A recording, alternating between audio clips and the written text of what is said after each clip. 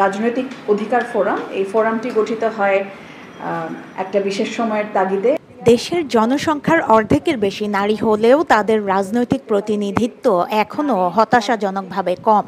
তাই জাতীয় সংসদে নারীর অংশগ্রহণ বাড়াতে জরুরি পদক্ষেপ নেওয়ার দাবি নারীর রাজনৈতিক অধিকার ফোরামের।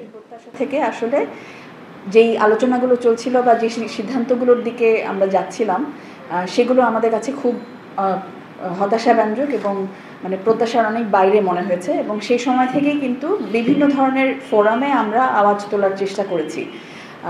নারীর এই আমাদের যে প্রত্যাশা ছিল যে একটা গণ অভ্যুত্থানের পরে যে ঘটনাগুলো ঘটবে সেটা আমরা ভাবিনি যে একটা জনগোষ্ঠীর 51% বাদ দিয়ে বা তাদেরকে উপেক্ষা করে তাদের অধিকারের কথা না প্রতিফলিত না করে এমন একটা কিছু তৈরি হোক, এমন একটা সনদ তৈরি হোক যেটা আমাদের দেশের জন্য ভবিষ্যৎ দিক নির্দেশনা দেবে, সেরকম আমাদের প্রত্যাশাটা ভিন্ন ছিল। অবশ্যই 14 সেপ্টেম্বর দুপুরে আয়োজিত সংবাদ সম্মেলনে বক্তারা বলেন, নারীরা স্বাধীন রাজনৈতিক পরিচয়ে এগিয়ে যেতে পারছেন না।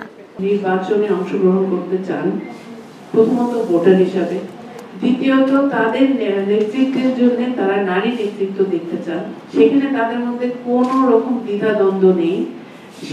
সেই জায়গা থেকে আমরা মনে করি যে আমরা যে 100টা সিট সরাসরি নির্বাচনের কথাটা বা প্রস্তাবটা নিয়ে আসছি, এটাকে আমল দেওয়া দরকার, এটা নিয়ে বসা দরকার। এটার পদ্ধতিগতভাবে কি হবে সেটার কারণে কিন্তু এটাকে পিছিয়ে রাখার কোনো কারণ নেই। সংবাদ সম্মেলনে 4টি স্পষ্ট দাবি উপস্থাপন করে সংগঠনটি। প্রথম দাবি, দেশের মোট জনসংখ্যার 51%-এর বেশি নারীর যথাযোগ্য প্রতিনিধিত্ব নিশ্চিত করতে জনসংখ্যার আনুপাতিক হারে নারীর রাজনৈতিক অংশগ্রহণ নিশ্চিত করতে হবে।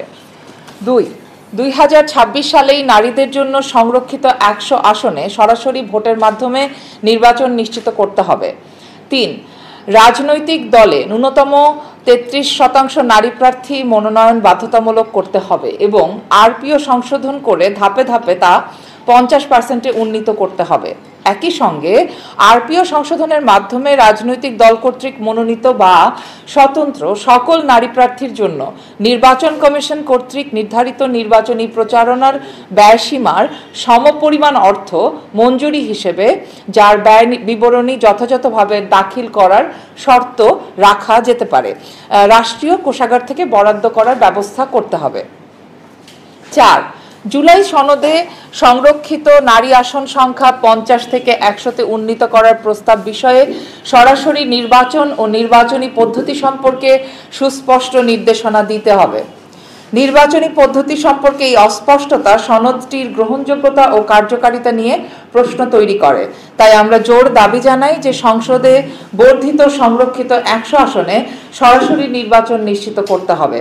আমরা এখনো আশা করি জাতীয় ঐকমত্য কমিশন, রাজনৈতিক দলগুলো এবং সরকারের সংশ্লিষ্ট কর্তৃপক্ষ আমাদের দাবিগুলো গুরুত্বের সাথে বিবেচনা করবে।